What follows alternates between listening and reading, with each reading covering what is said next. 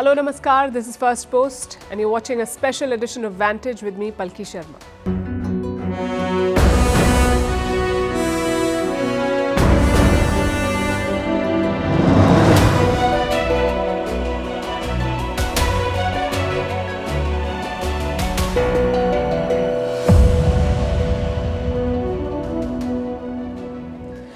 Israel and Iran are sworn enemies. They promised to wipe each other off the face of the earth, and this is not an exaggeration. 2 weeks ago, Israel struck the Iranian consulate in Damascus, Syria, and now Iran has struck back. It rained some 300 missiles and drones on Israel. The damage was minimal, but the message was clear. Iran won't take it lying down. And even though the word unprecedented is abused in the news media a lot, this one was truly unprecedented. Iran has never in the past directly struck Israeli territory. I guess the million-dollar question then is, what happens next? Will it blow into a bigger war, or will cooler heads prevail? What are Netanyahu's options? Why did Iran's Ayatollah have to strike? Whose military force is superior? Can Joe Biden still stay away from war? Why is this conflict a headache for India? How will it impact you? Oil prices, flights, economy. We'll cover it all tonight. Also look at the regional players, who stands where, and why are Iran and Israel enemies in the first place. All this and more coming up in this special edition of Vantage. The headlines first.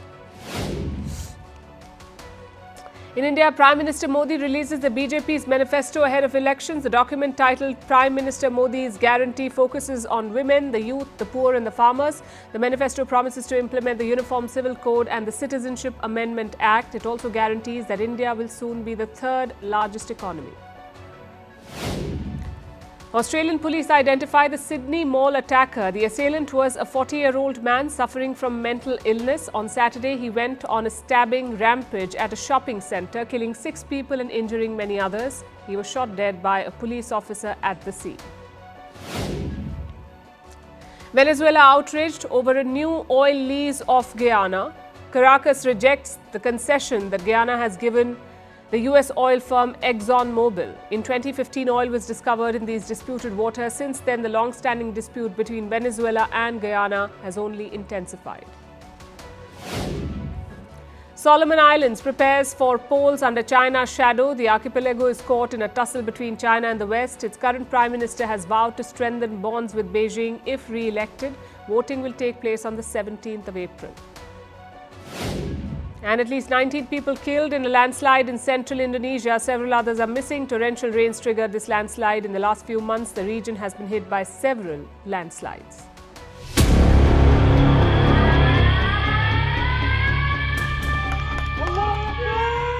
A number of Iranian missiles fell inside Israeli territory, causing minor damage.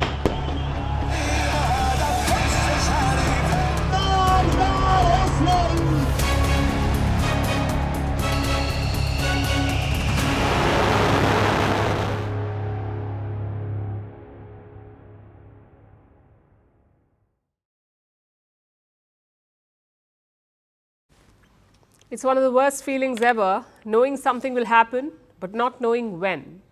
Israelis experienced that feeling for most of last week. The Iranian military was poised to strike them, but no one knew when. Well, late last night it happened. Hundreds of projectiles were fired towards Israel. We're talking about a cocktail of weapons. Israel counted more than 300 of them.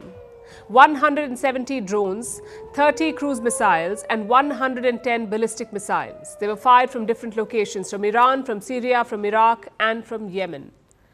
But Israel was ready for it. You see, this was a widely expected attack, a tit-for-tat response. Last week, Israel had struck Iran's embassy in Syria. They ended up killing top Iranian commanders, so Iran was always going to respond, which is why Israel and its allies were ready. They say around 99% of the projectiles were shot down, some over the Iraqi and Syrian airspace, the rest over Israel. It filled the night sky with explosions. Take a look.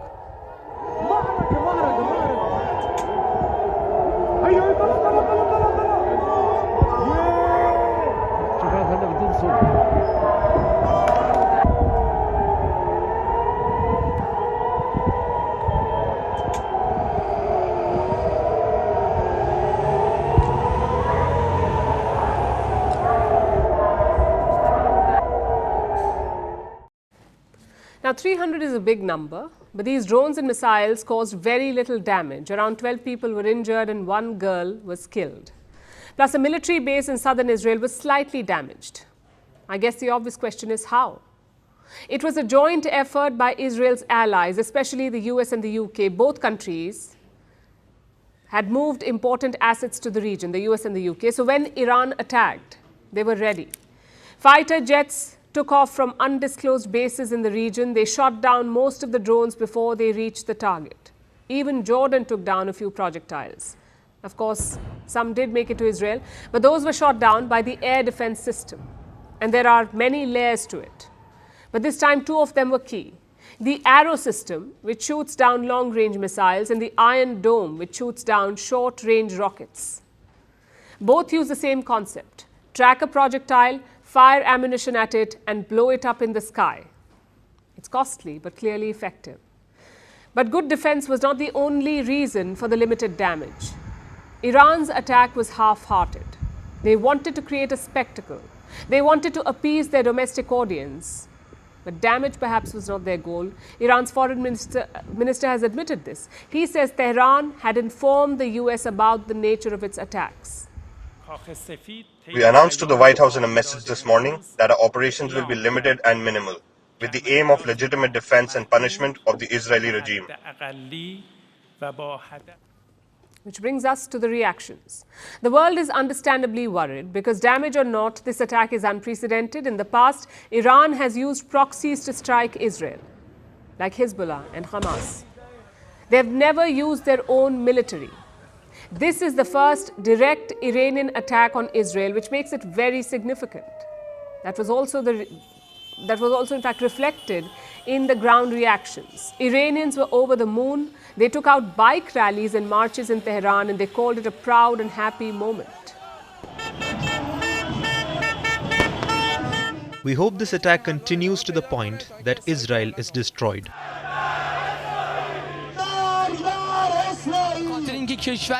We will never allow anyone to violate Iranian territory. Any enemy contemplating aggression against Iran will meet the same fate as Israel.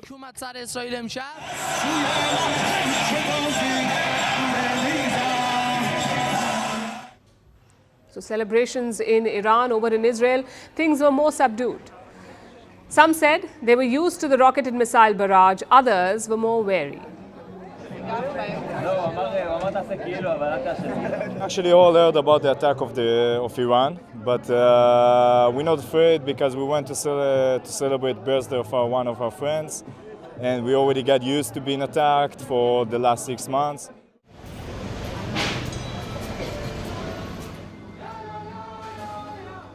The situation is really frightening because we're afraid of what happens and all of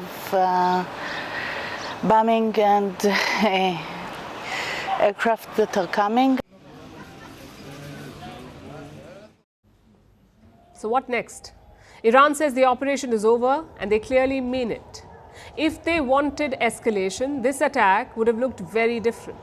Plus, life is slowly returning to normal. Last night, most countries in the region had shut their airspace, but now they're back up and running. Even Israel has reopened its airspace. Having said that, the danger has not passed. Far from it. A lot depends on Benjamin Netanyahu. His war cabinet has been asked to decide on a response. The question is, what will they choose? More escalation or a truce?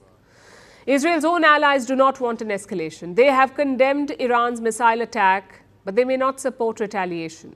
Look at the reaction so far. Joe Biden had a phone call with Netanyahu. He called Iran's attack brazen. He also promised ironclad support for Israel.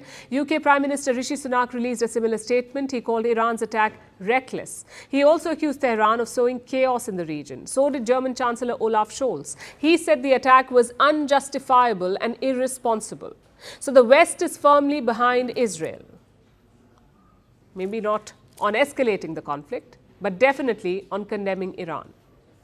If this attack had been successful, the fallout for regional stability would be hard to overstate. And we stand by the security of Israel and the wider region, which is of course important for our security here at home too. This is an unjustifiable attack. This is a serious escalation of the situation. and it is in no way acceptable, understandable or tolerable. Fortunately, the Israeli Air Defense Forces largely succeeded in fending off this attack, supported by the USA and partners also in the Arab world. Now we come to the other camp. Russia and China, two countries that have close relations with Iran. Russia has expressed concern over the attack. They have advised restraint. But the statement also mentions Israel's strike on the Iranian consulate. So a bit of a balancing act there. Same with China. They too have called for restraint, but Beijing says it is a spillover of the Gaza conflict. So China is saying, fix Gaza first, the rest will fall in place. And what about India? New Delhi has called for de-escalation and restraint. It has advised a return to diplomacy. Much like Arab nations, Saudi Arabia wants the UN Security Council to take the lead. It has asked Israel and Iran to avoid war. But will they listen? The next few hours will be very important. Israel has requested a meeting of the United Nations Security Council. It will be convening in a few hours from now. Meanwhile, Biden has gathered the G7 leaders. If they together put pressure on Benjamin Netanyahu, they can prevent an escalation perhaps. Of course, a minor fallout is still expected. Israel has already struck eastern Lebanon. They're going after Iran's proxy, the Hezbollah. But that conflict has not boiled over yet. Whether it does or not depends on Israel's next move.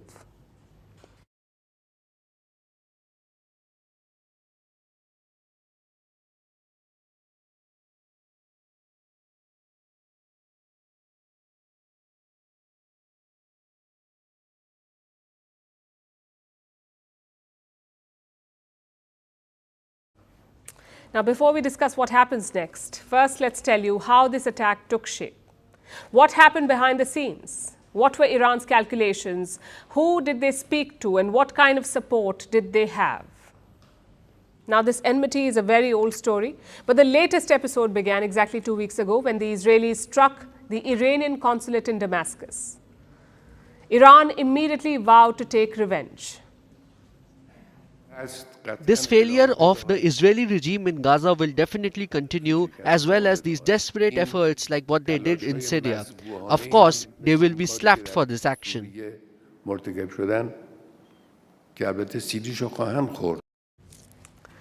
the question was, what would be the scale of the attack? Or in the Ayatollah's words, how hard would the slap be? Iran had a lot to consider. The last thing they can afford right now is a direct war with Israel. At the same time, they couldn't have done nothing. And we'll tell you why in a bit. So on camera, Iranian officials started talking tough, and behind the scenes, they began gaming the scenarios. And their assessment was this: Netanyahu was trying to pull them into a wider regional conflict. So they reached out to other regional players, like Oman. Iran contacted Oman and asked them to deliver some messages to the US. And this is not a first. Oman has often acted as a go-between for the Iranians and the Americans. So last Sunday, the Iranian foreign minister traveled to Oman, and he apparently delivered two clear messages. Number one, Iran will respond to Israel's attack in a quote-unquote controlled and non-escalatory way. And number two, Iran will deploy its proxies for the mission. And that's exactly what they did. The missiles and drones were launched from at least 4 different countries, like we told you: Iran, Iraq, Syria, and Yemen.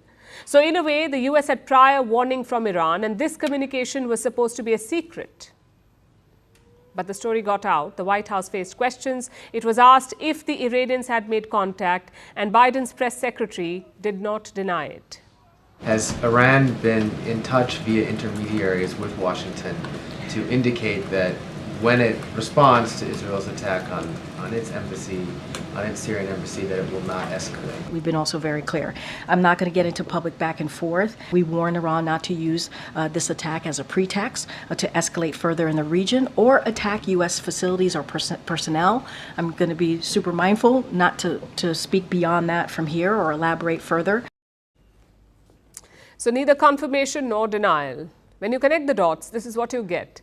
The inputs from Tehran could be shaping Washington's response. Yesterday, just hours before the Iranian strikes, Joe Biden spoke with Benjamin Netanyahu. The US president promised to help Israel defend itself. But if Israel chooses to retaliate, the Americans won't support that operation. That's what Biden is said to have told Netanyahu. So while he's calling the support to Israel ironclad, he also wants to make it conditional.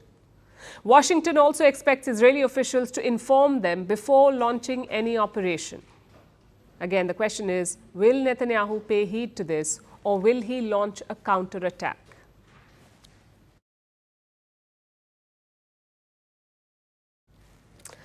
Now, I know grand statements never help, but this one is pretty spot on. The immediate future of West Asia depends on one man, Benjamin Netanyahu, the Prime Minister of Israel. This situation is tailor-made for him. It's a chance to take the focus away from Gaza. It's also a chance to fulfill his career-long goal to strike deep inside Iran, to take out their strategic assets, including their nuclear sites. Just one problem, though. His allies are not on board. Both the US and the UK have urged de-escalation. Like I said, Biden has reportedly made his stand clear to Netanyahu: if you attack Iran, we will not help. But where does that leave the Prime Minister of Israel? What options does he have? In public, Netanyahu is defiant. He says Israel is ready for all scenarios, both defensive and offensive.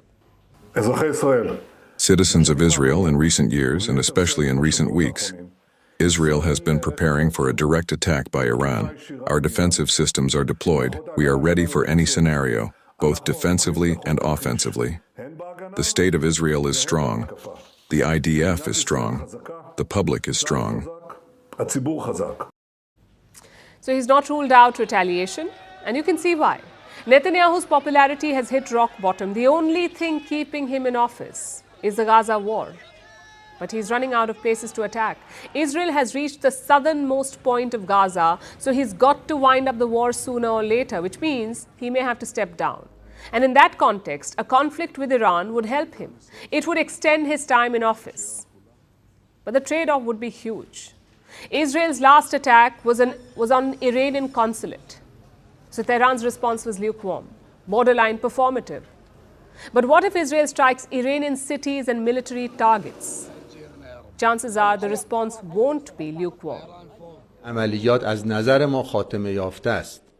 If the Zionist regime takes any action against the Islamic Republic, whether on our soil or in places belonging to us in Syria or elsewhere, our next operation will be much larger.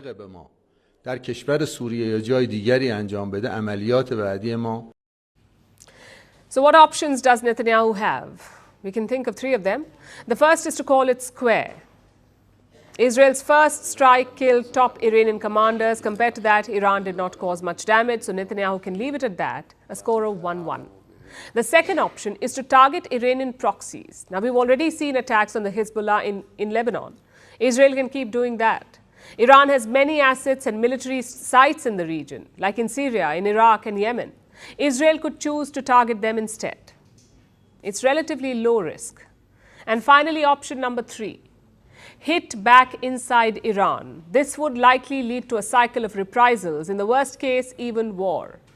So will Benjamin Netanyahu risk it? Well, logic says he won't, but in the last 6 months, we've not seen a lot of display of that logic. So we've also seen a lot of confusing decisions, some of which make no strategic sense.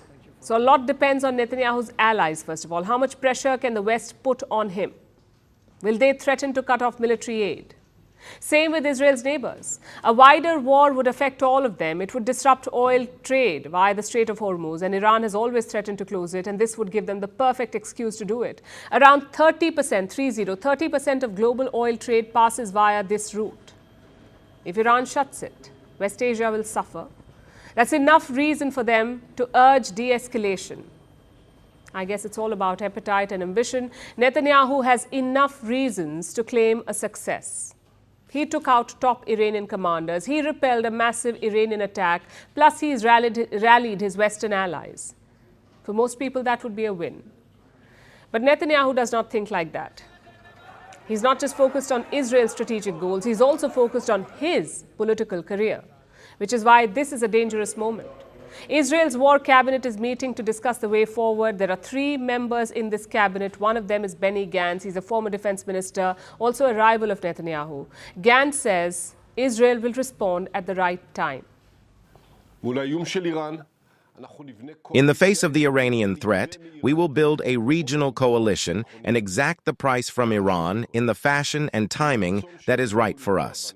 And most importantly, faced with the desire of our enemies to harm us, we will continue to unite and become stronger. Chances are there will be some sort of response. The only question is, how far will it go?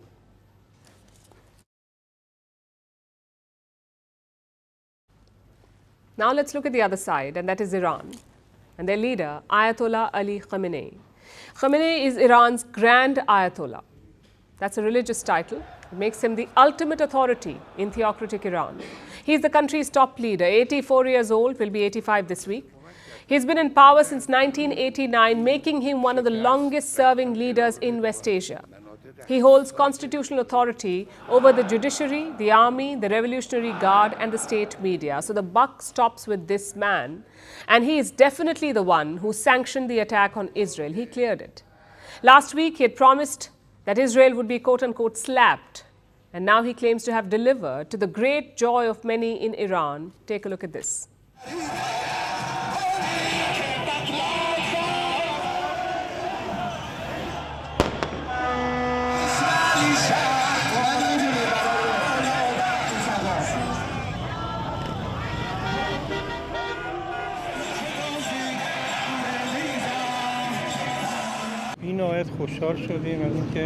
We were extremely happy with this action of the IRGC, and in fact, we felt better after a long time.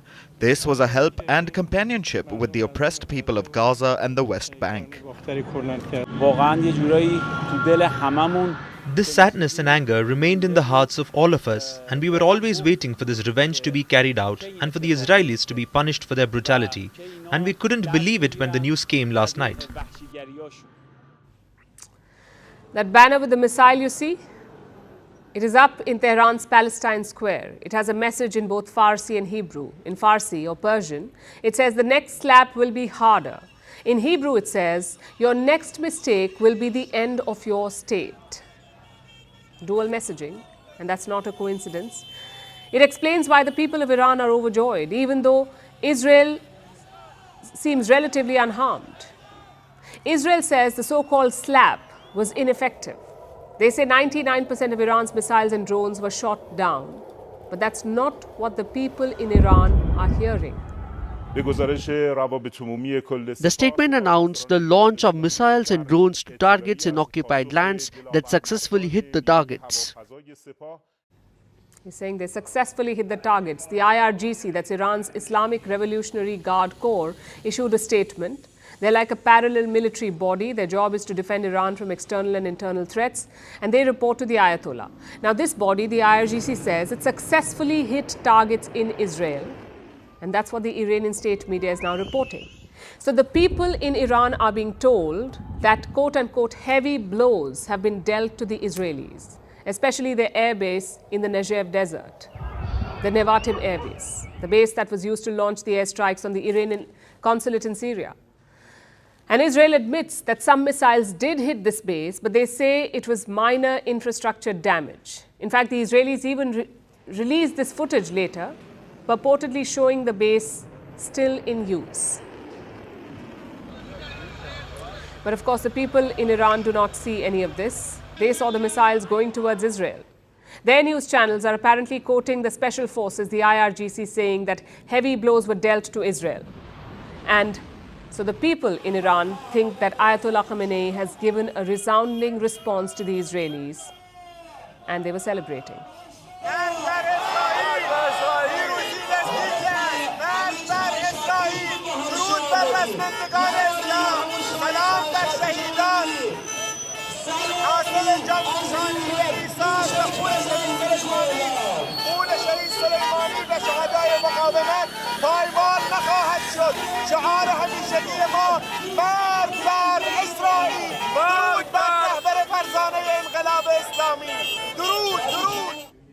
Which brings us to Khamenei's game plan. He could not afford to look weak. A few years back, the Americans killed Qasem Soleimani. Last week, the Israelis killed Iranian generals. The regime in Tehran was already on the back foot domestically. The economy is in a shambles. Their currency, the rial, has hit an all-time low. Inflation is touching 50%. We've seen public protests in the last few years. In 2022, there was the anti-hijab protest, where the people fought back against the Iranian regime, and it was only quelled by brute force.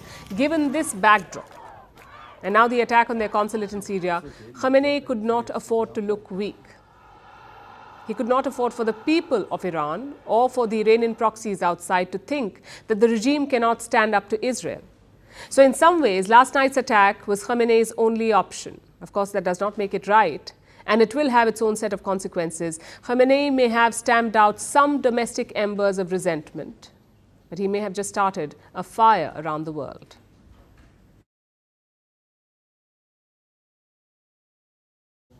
And speaking of this fire, let's turn to the US, where President Joe Biden is in a fix. Here's how Washington would see this strike. Iran, America's biggest problem in West Asia, has openly attacked America's closest friend in the region. Tehran has crossed a red line it never dared to before, and it happened under Biden's watch. He should be sweating at the very thought of having to explain this. When Biden heard about the attack, he rushed back to the White House. He had a call with Netanyahu and then issued a statement. And the last two lines of the statement are the ones to note. Biden said his support for Israel was ironclad, and that the United States will stand with the people of Israel and support their defense against these threats from Iran. It sounds like the usual token statement, but maybe the word defense should be looked at closely, because apparently that's as far as Biden is willing to go. During the call, he reportedly said that the Iranian attack had been foiled and that Netanyahu should, quote-unquote, take the win. This doesn't mean Biden has washed his hands off the matter. He is planning a diplomatic offensive along with the G7, and the US will, of course, back Israel at the United Nations Security Council meet that has been called today. But that doesn't really give the same impact, does it? Iran fired missiles. Biden will wag his finger and fire sanctions. It doesn't make him look too tough, even if it may be the wiser course of action to prevent an all-out war in West Asia. But this defensive strategy leaves Biden open to political attacks at home, which, by the way, have already begun. Listen to this. Before going any further, I want to say God bless the people of Israel. They're under attack right now. That's because we show great weakness. This would not happen. The weakness that we've shown is unbelievable, and it would not have happened if we were in office. You know that. They know that. Everybody knows that. Trump has made his move. He has blamed the attack on Biden's weakness. And not just last night's attack. Trump has blamed everything else on Joe Biden, too. It wasn't only Putin. It was Putin and plenty of other things that Biden got wrong. With Putin, Ukraine would have never happened. Israel attack, both October 7th and today, would have never happened. It's impossible to accurately predict what could have happened, but Trump doesn't need to be accurate. He just needs to undermine the people's confidence in Biden, which will probably be easy after this latest mess. It leaves Biden in an unenviable position, having to decide what next. As much as Biden would like to stay on the defense, it's not just his call to make. Netanyahu has been attacked. He, of all people, will want to respond. He has a tough guy reputation to uphold, and he might throw Biden under the bus to do it. A US Senator, Tim Kaine, says Biden is wary of Netanyahu. And Biden apparently knows that he was, quote-unquote, played by the Israeli PM. This was during the early months of the Gaza war, which explains his change in stance. Remember, Biden flew down to Israel when the October 7th attack took place. He hugged Netanyahu as soon as he landed, and he said the US would always be by Israel's side. But that equation has changed in recent weeks. The civilian death toll was mounting, and Israel was threatening to attack Rafah in Gaza, the last city in Gaza that has been left standing, where hundreds of thousands of Palestinians are taking refuge. So Biden issued a threat. The US aid to Israel would be conditional if Netanyahu did not do more to protect civilians. It looked like Biden had run out of patience. The shift also suited his politics with the American Muslim voters. So he seemed ready to rein in Benjamin Netanyahu. But a lot has changed now. What happens next? What happens if Netanyahu attacks Iran? It will begin a new cycle of violence, an eye for an eye scenario. Until the entirety of West Asia is on fire, will Joe Biden allow Israel to burn down? Probably not. Israel is America's closest ally. Biden will not be able to sit back and watch. He either abandons Israel or joins it in whatever comes next. The middle ground, it seems, is gone.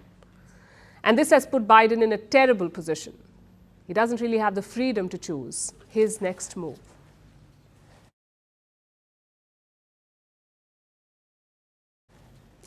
Now let's look at the worst case scenario, because that's what you do in situations like this. Look at all possibilities, hoping it doesn't come to the worst. What would a full-blown war between Iran and Israel look like? How do they compare militarily?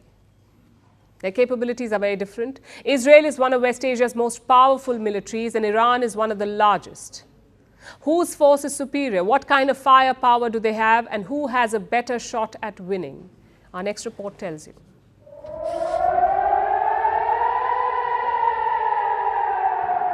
The drumbeats of war are sounding in West Asia yet again. Israel and Iran are in the middle of an escalating crisis.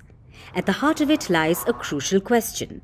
If the worst-case scenario were to unfold, who will come out on top?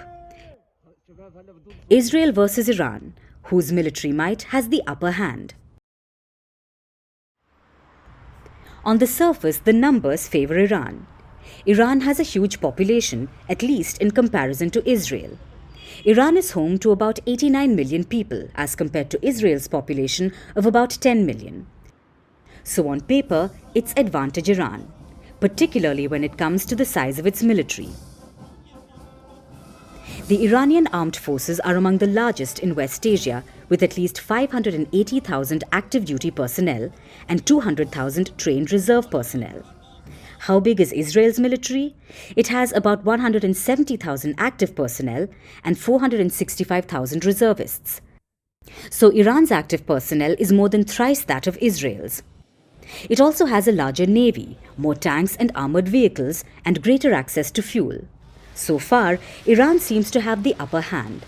But there is a catch. Raw data alone doesn't tell you the whole story. Quantitative factors play a role, yes, but so do qualitative ones, like training and advancement of technology. And the nation that comes out on top here is the one with more money, which is Israel.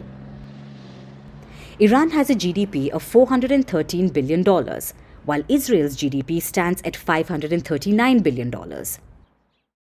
This affects their respective military budgets. Reportedly, Iran's is at $10 billion, whereas Israel has a military budget of $24.4 billion. That's almost 2.5 times higher. But the biggest advantage that Israel has is that its military is backed by the United States. America provides Israel with a $3.8 billion annual military assistance. This has allowed Israel to have more advanced weaponry with superior force readiness, making it one of West Asia's most powerful militaries. Let's see how this plays out on land, water and air. In terms of tank force, like the Zulfikar series and the Karar MPT, Iran builds its own tanks. Usually they are based on outdated designs. Then there are T-72s, T-54s and T-55s, which are Iranian copies and considered inferior to the Israeli defense tanks like the Merkava Mark IV, which is one of the best armored tanks in the game. Now let's look at the Navy. Iran's Navy is larger than Israel's, but not as robust. Israel's Navy has access to American and European suppliers and their advanced missiles and vessels. Now, when it comes to air power, contrary to the numbers trend, Israel's force is larger than Iran's. Its arsenal includes 612 aircraft to Iran's 551. Its primary fighting force consists of at least 66 F-15s, 175 F-16s and 27 F-35 stealth fighters. It's also regarded as one of the best in the world, has about 63 F-4s and 26 F-14s. In comparison, Iran's air arsenal is believed to be aging rapidly. So Israel has superior quality, which is why Iran is using another tactic on the battlefield, deploying weapons in large quantities. Iran has a substantial inventory of ballistic and cruise missiles. They are capable of striking targets about 2,000 kilometers away. This puts Israel well within its range.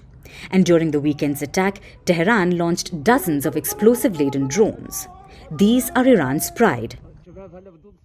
They are unmanned aerial vehicles believed to be Shahids, meaning witness in Farsi. These are long-range drones which have been called the AK-47s of Tehran because they are cheap, mass-produced and deadly.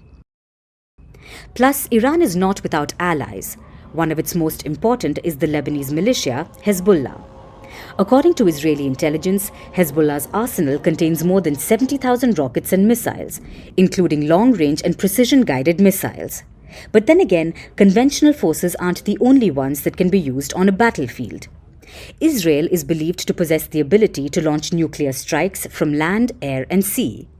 Israel has never openly confirmed or denied its possession of nuclear weapons. So Iran has the numbers, Israel has the technology. While you can't predict a clear winner, if this conflict escalates any further, there's no doubt over who will be the biggest loser: the already restive region and its millions of people.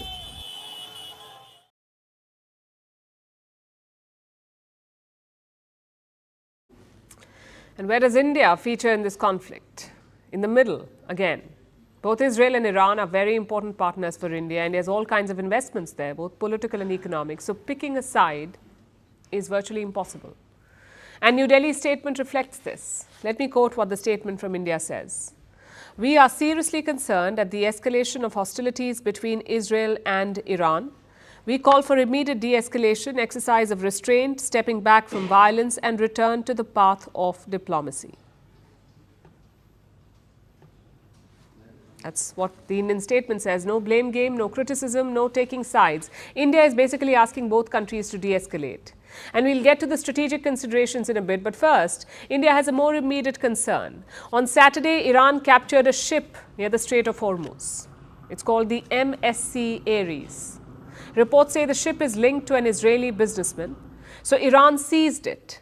Around 25 people are on board the vessel. 17 of them are Indian. So getting them released is a big priority. Indian officials have apparently reached out to Iran. They're trying to get the sailors released, which brings us to the larger issue. How will India navigate this conflict? If it's a short one, there isn't much to do. But what if Israel hits back? What if things escalate into a bigger conflict? Then India faces some tough choices. Let's look at three key factors: trade relations, political relations and strategic relations. We start with trade. The India-Israel trade is around $7.5 billion. What about the India-Iran trade? It's around $2.5 billion, but there's a key difference here. Iran is sanctioned by Western countries, so India buys very little oil from Iran. Before the sanctions, trade was much higher at about $13 billion in 2015. Let's look at what this trade is made up of. Israel sells a lot of military equipment to India. In fact, New Delhi is Israel's top buyer.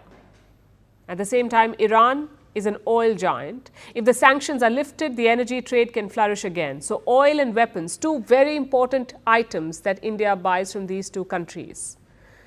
Which brings us to the second factor, political relations. Prime Minister Modi has invested a lot in his relationship with Israel. In fact, he dehyphenated it. Until then, India could not separate Israel and Palestine. Both relations were interlinked.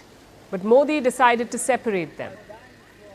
In 2017, he went to Israel, and since then, Israel has become a key partner of India. With Iran, it's been a different trajectory. There are cultural and linguistic ties, long-standing political exchanges, and even shared history. There have been some uncomfortable statements and remarks, especially on Kashmir, but the relationship has largely been stable. And that brings us to the final factor, the strategic relations. India sees Israel as a gateway to Europe. Last year, at the G20 summit, India announced a new economic corridor. It would link India to Europe via Israel. Plus, both countries are part of a political grouping called the I2U2. India, Israel, the US and the UAE, hence I2U2. It's also called the West Asian Squad. Now, with Iran, India has other shared interests. For starters, Afghanistan. Both India and Iran support the rights of Afghan minorities. They also oppose terror camps in Afghanistan. And like Israel, India sees Iran as a gateway, not to Europe, but to Central Asia. New Delhi is building a trading terminal in southeast Iran at the port of Chabahar. It is India's first ever overseas port investment. And how much is it worth? Almost $85 million. The plan is to use Chabahar to access Afghanistan and Central Asia. This way, India can sidestep Pakistan. So long story short, both countries are very important to India. There's a lot of money and strategic depth at stake, which is why taking sides won't be easy for New Delhi. If the fighting escalates, India will also have to think about its citizens. There are 18,000 Indians living in Israel, also between 5,000 and 10,000 Indians in Iran. If you add the wider Gulf region, a lot more, up to 9 million Indians live in this region. And don't forget the energy trade. Around 40% of India's oil comes from West Asia, plus 70% of its gas. So a wider war would be a political and economic nightmare for India. Hence New Delhi's call for de-escalation. We've seen a lot of balancing acts from India recently, especially in Ukraine. But if this war drags on, it could be India's toughest challenge yet.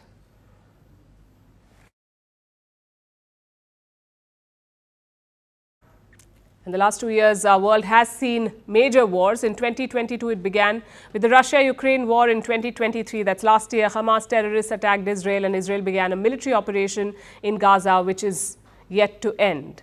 Now, Israel and Iran are engaged in a direct face-off. These conflicts impact not just the countries involved, but the whole world. They hurt the global economy and disrupt supply chains. It's no wonder that today's events have triggered more uncertainty. How will Iran's attack impact oil prices? Will the global markets be hit? What about travel and trade disruptions? Our next report tells you all that you need to know. Iran's attack on Israel may reshape the regional dynamics. But in the immediate future, an escalation of tensions in West Asia threatens to cripple an already fragile global economy. Oil, the region's most important export, remains vulnerable. Iran's attack could lead to a spike in prices. Already, the market for oil is volatile. The price of one barrel is inching closer to $100. If there is a disruption in supplies for a long period, the daily supply of crude could shrink by up to 8 million barrels a day. How would the shortage impact the price? The cost of one barrel of oil could jump up to as much as $140. That's troubling news for countries like India. India imports 85% of its crude needs. Since late March, prices have jumped to a 4-month high, putting pressure on the margins of Indian manufacturers. They cut fuel prices just last month. If the global prices don't stabilize soon, sustaining the lower prices may prove to be challenging. Stock market investors are wary too. On Sunday, West Asian markets dipped after the Iranian attacks. Stocks in Saudi Arabia, Qatar and Israel dipped. The losses were relatively minor. American markets too are under pressure. On Friday, the S&P 500 closed in the red. Investors blamed geopolitical tensions as the reason. Fears of a wider war could make them more nervous. Cryptocurrency also witnessed wild fluctuations when Iran attacked Israel. Bitcoin fell sharply by 9%. However, the token rebounded later in the day.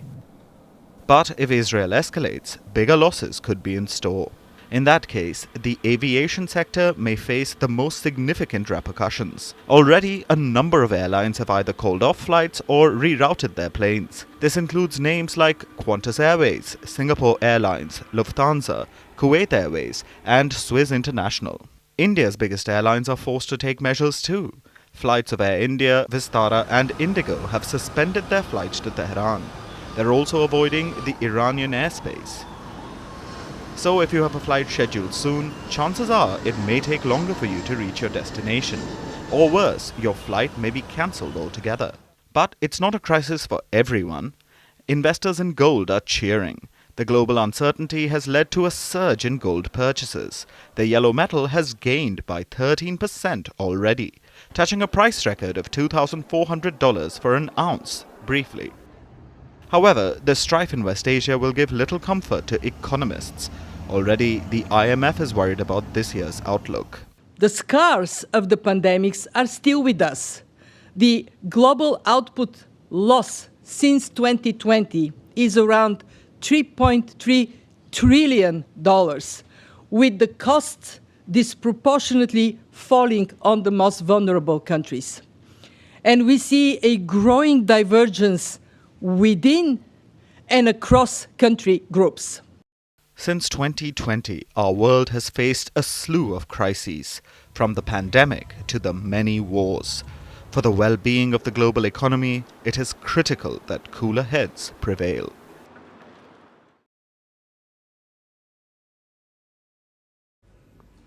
Now let's zoom in a bit and take a closer look at the region in direct firing range, the other major players in West Asia. And I must say here that this region has never been a beacon of stability, but last night's attack makes it even more of a tinderbox. The Iranian missiles and drones flew over multiple countries before reaching Israel. Plus, Iran's proxies joined the attack. We told you about them, like the Hezbollah. It's a group based in Lebanon. And Lebanon is major player number one. It has always been caught in Israel's conflicts. In fact, Israel had occupied the southern part of Lebanon from 1985 to 2000 for almost 15 years. So if the Iran-Israel fight escalates, Lebanon will likely get caught in the war and they will side with Iran. Next, we have Syria, the official owners of the Golan Heights region occupied by Israel, and major player number two. Syria is another country close to Iran. Their president is Bashar al-Assad, and he's still in power only thanks to Tehran. They helped him win a civil war. There are also armed Iran-backed groups in Syria, like smaller versions of the Hezbollah. So if it comes to it, Syria will side with Iran. Then there's major player number three, Iraq. And this is a bit of a unique case. On the one hand, Iraq has fought a major war against Iran, the first Gulf War in the 1980s. But since then, the countries have come together. Iraq's prime minister is even considered pro-Iranian. His path to the top job was helped by pro-Iran political parties. Iraq, in fact, also has many Iran-backed militias on its soil. They are in Iraq. So in the event of a war, even if Iraq stays out, the government stays out, these militias will join Iran. And speaking of Iranian proxies, there are also some Houthis in Yemen. The group does not just attack ships in the Red Sea, they're capable of reaching Israel as well, thanks to Iran-made drones that the Houthis have. And that makes Yemen major player number four. So we have Lebanon, Syria, Iraq, and Yemen. Directly or indirectly, these countries will be on Iran's side. But they aren't the only ones with skin in the game. You also have the Arab states. We'll start with Israel's neighbor Jordan, major player number five. Jordan is home to US military bases. It is also home to millions of Palestinians. Jordan is across the border from Israel, so that is where many Palestinian refugees took shelter after their displacement during the creation of Israel. Millions still live there, and Jordan does not want any more. So it always tries to de-escalate tensions. It is at the forefront of peace talks, and it also helped shoot down Iranian weapons last night. Jordan wants peace and calm to return, and an end to the influx of refugees. Which brings us to major player number six, the leader of the Arab and the Muslim world, and that's Saudi Arabia. Iran and Saudi Arabia had been rivals for decades, the two power centers in West Asia, but they buried the hatchet last year. They normalized ties. Riyadh would not want to resume hostilities, so expect the kingdom to try and calm things down. In fact, look at Saudi Arabia's statement. It has called on all parties to exercise utmost restraint and spare the region and its people from the dangers of war. Basically, they're telling everyone to calm down. The other Arab states are likely to follow Riyadh's lead, and considering their ties with the US, the Arab pressure may be key to keeping the peace, making Saudi Arabia the biggest regional player to watch right now.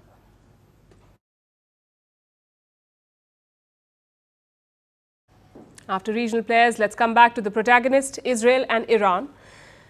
Why are they at war? Why have they been fighting proxy battles for decades? How did they go from being close allies to arch rivals? That's right, until the 1970s, Iran and Israel were close allies. Our next report tells you what changed and why. The year was 1948. Israel was created. Turkey became the first Muslim country to recognize the Jewish state. But can you guess who was the second? Surprisingly, Iran, which was home to the biggest Jewish community in West Asia. At the time, relations were anything but hostile between Iran and Israel. In fact, the two shared close ties. They had become allies under the last Shah, Mohammad Reza Pahlavi. According to reports, Israel imported 40% of its oil from Iran in exchange for agricultural produce, weapons, and technology. So how did the two nations go from being allies to enemies? The shift happened in 1979. This was the year of the Islamic Revolution when Iran toppled the Shah. A new Islamic Republic of Iran was born. This swiftly ended the friendship between the two states. The Ayatollahs, or the supreme leaders, took charge of Iran, and all of them considered Israel to be enemy number one. Also, the illegal occupiers of Jerusalem. After the 1979 revolution, Tehran cut all ties with Israel. Citizens could no longer travel there. Flight routes were cancelled. The Israeli embassy in Tehran was transformed into the Palestinian embassy. In turn, Israel refused to recognize the new Islamic Republic. And this was only the beginning.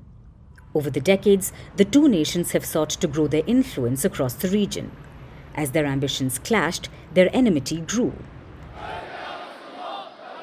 Now, Iran supports groups that view Israel as a major enemy. These armed groups and militias are spread across Lebanon, Syria, Iraq, and Yemen. The most important among them is Hezbollah, which is backed by Iran's elite Islamic Revolutionary Guard Corps. Israel has returned the favor, so to speak, by backing groups that oppose Iran. Tehran designates many of these as terrorist organizations. Like the Mujahideen-e-Khalq, a Europe-based organization, and Kurdish armed groups in Iraqi Kurdistan. The two nations have fought proxy wars for decades now. They have also carried out a long series of attacks on each other. This shadow war has gone on, both within and outside their soils.